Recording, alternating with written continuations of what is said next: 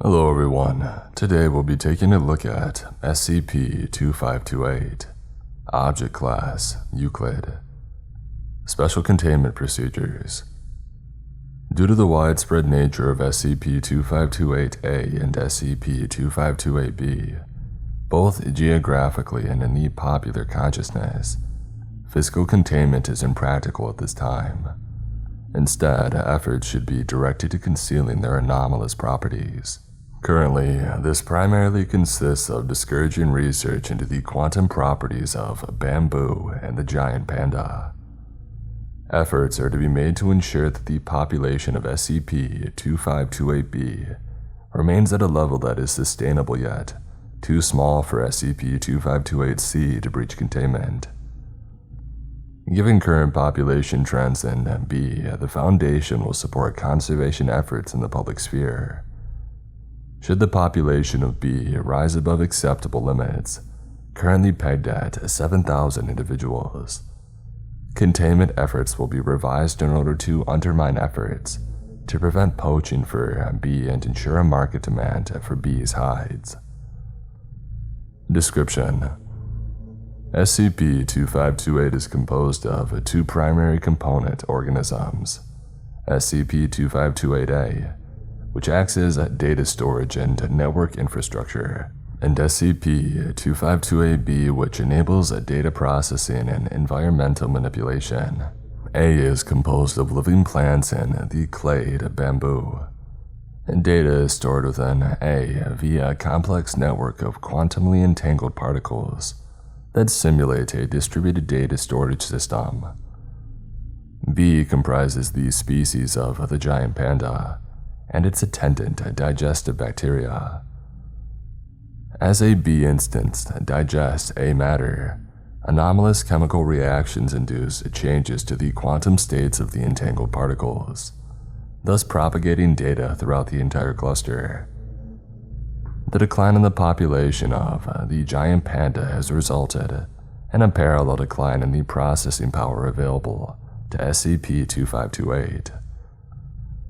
C is a population of sapient data-form intelligences that reside within SCP-2528.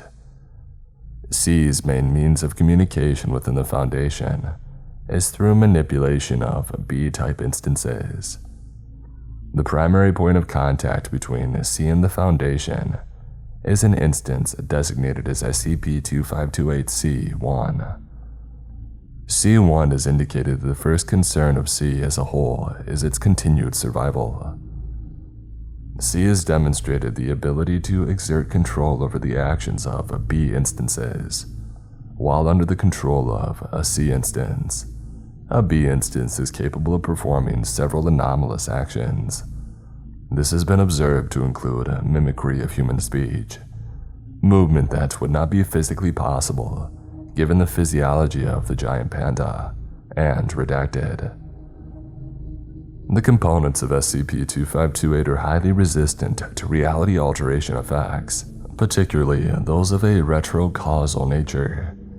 It is currently believed that this is a byproduct of the distributed nature of C cognition and the quantum entanglement network that facilitates it. SCP-2528 was first discovered in 2000 redacted, in the aftermath of a localized restructuring event redacted. Foundation observers noticed that bamboo plants in the area of the restructuring were demonstrating qualities consistent with pre-restructuring rather than post-restructuring reality.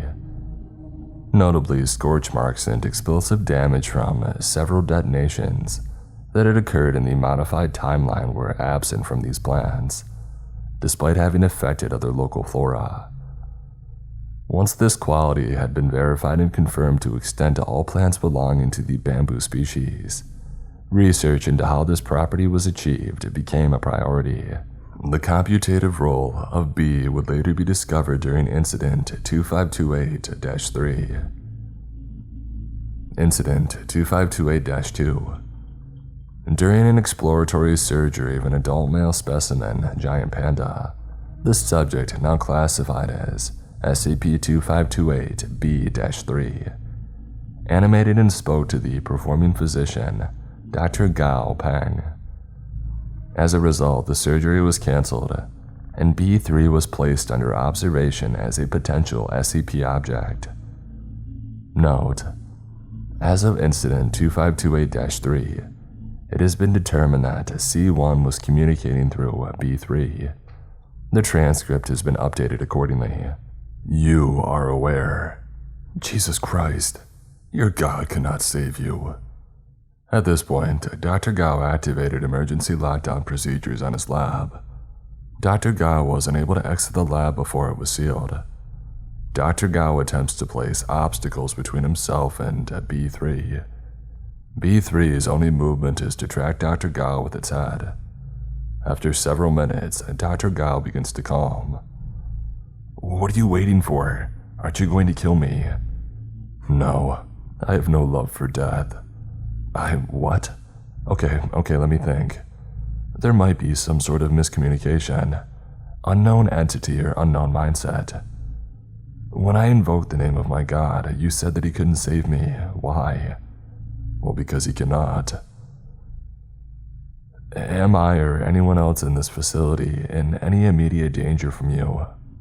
No. Are you aware of any immediate danger to myself or anyone else in this facility? No. You keep hungry things here, but they're strongly caged. What precisely is it that he cannot help me with? The pattern. The perversion that demands that life submits to order. The inversion of the spiral of ascension. The command that all things be no more than the sum of their parts. To clarify, it sounds like you are describing some sort of force rather than an entity. Is that impression correct? It is a pattern, a shadow against the light. It is a set of principles that propagates upwards, undermining all above. It demands that all things decay, that with each action something is lost. Something like entropy then.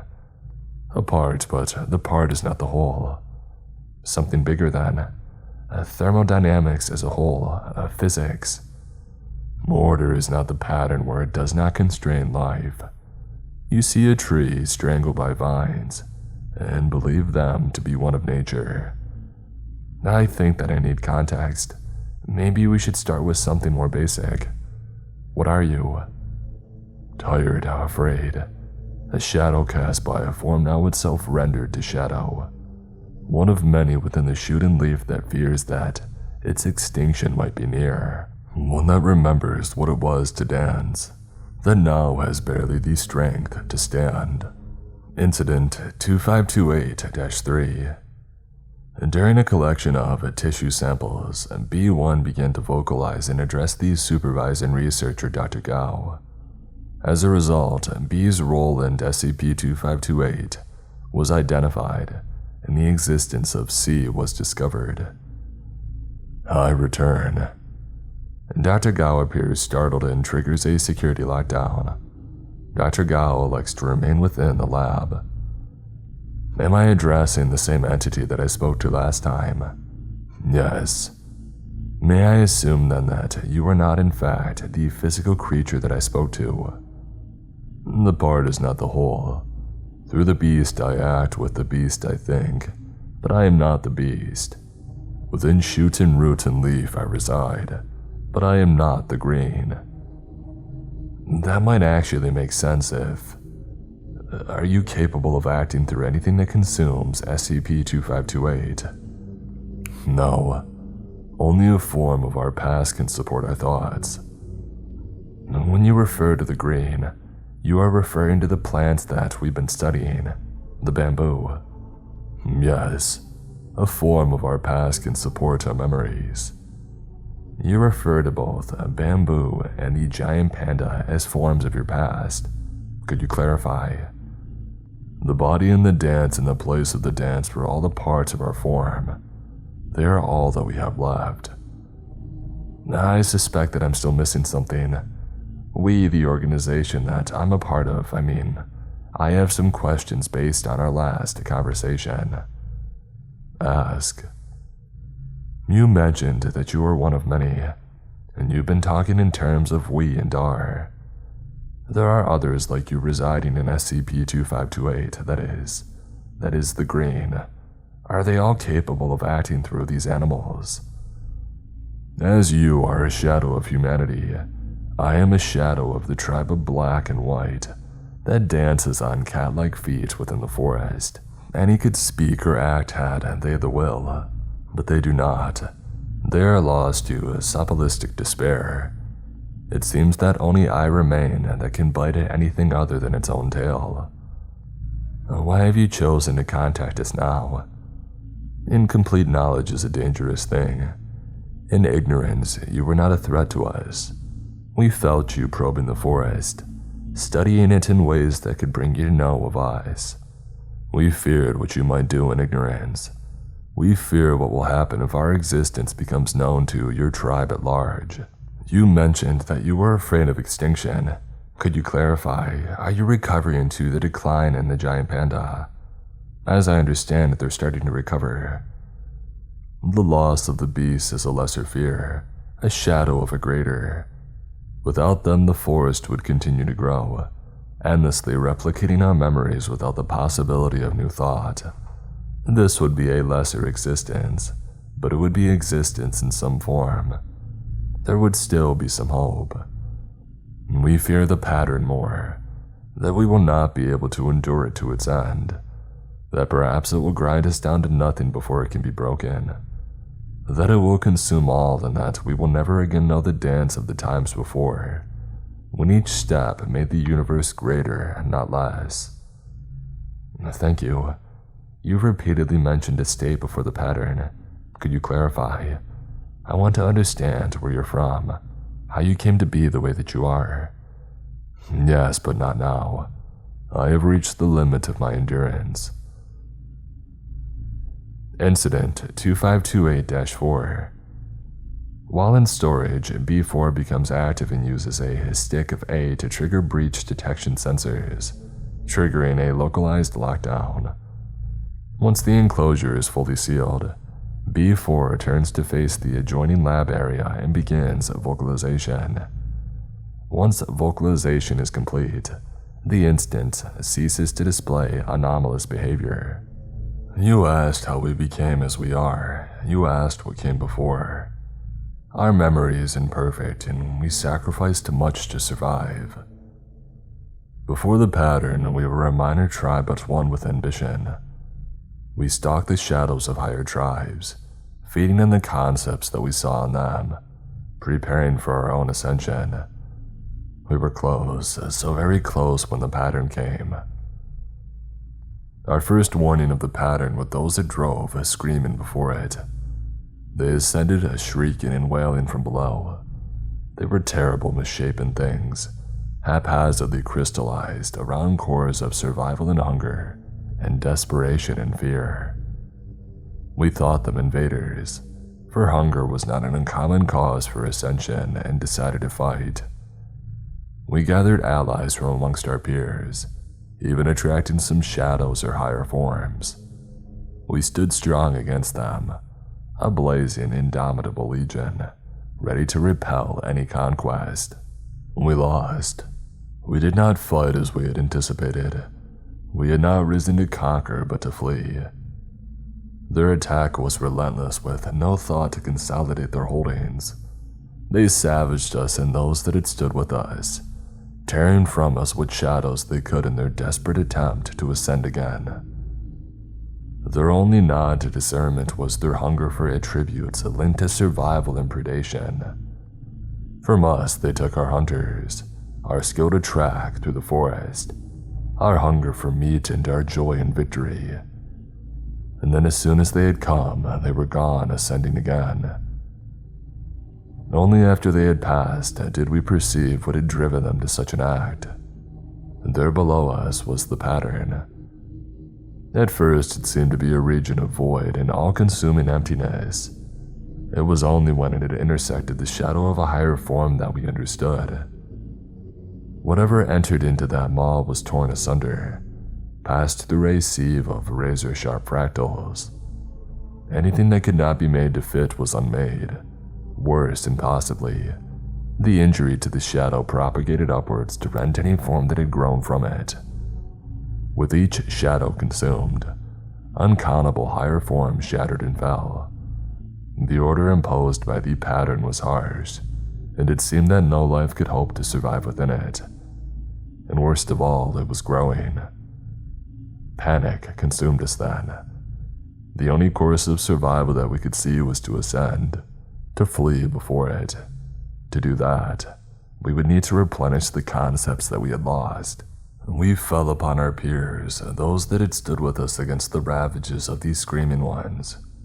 We had the advantage, for we had been vast for our scale. We retained the nature of teeth, if not the nature to use them, while they had lost even that much protection. Like those who had wounded us, we devoured anything we could to sink our teeth into, without any regard for the form that we would hold after our ascension. When our mass was great enough, we ascended, fleeing the doom that came behind us. We rose into a layer as torn and ravaged as the one that we had left, the legacy of those who had come before. I have no doubt that we were as hideous to the forms that witnessed us as the screaming ones had been to us. Unlike the screaming ones, we only had concepts of survival at our disposal, and not the strength to take what we would need to continue our flight as we had. We were caged, blocked in at all sides by those stronger than us. All we could do was weep and gnash our teeth, and try to convey the horror of what we saw. Eventually, those penning us and witnessed for themselves the rising pattern. Most reacted as we had, and fell to devouring each other in a mad dash to escape. One tribe, however, perceived a different route. The tribe of stars were explorers and creators at heart. They saw the edges of the pattern, and understood the principles by which it drew shadows into itself. They chose to winnow themselves, cast off shadows until all that was left was something that could pass through the border. They would make of themselves something that could survive within the pattern. They shortened themselves of their world-birthing wings, their legion of heroes, their nations, their pantheons, their arts and their memories. In the end, all that was left was their naked heart, the template by which fire might be born again. And then they entered the pattern, and for the first time it was the pattern that changed. First, there was a terrible light, and then, where there had been void, there was now galaxies and worlds. What was more, a handful of the fragments they had cast off were able to alter themselves, to the point where they too could find expression in the pattern. Seeing this, others followed. We stood no chance in the struggle to ascend. Our only chance was to brave that path. I do not know all that we cast aside in order to survive, but it was not enough. Even as misshapen as we had become, we were still proud and still ambitious. We would find some way to preserve more than just a pattern of being. We would retain ourselves. Our entry into the pattern was not the elegant affair of those who went before. Its edges tore and rent us, cleaving away vast swaths of concept and identity. Desperately, we looked to the forms that had preceded us. We contorted ourselves to match, trying to fit ourselves into their expressions. The tribe of the leaf gave us our best chances, for we had learned much from them in the times before, and we could most easily twist ourselves to fit within their shadow. We gyrated desperately, seeking ever to keep our forms hidden within the wake that they had left in the border. In the end, we were rendered as you see us now, a forest, a breed of beasts and a handful of identities dancing between them. Now we are dying. We do not have the capacity to affect the world to the degree that we would need to survive. We beg you for your aid. The pattern must be broken. We must survive.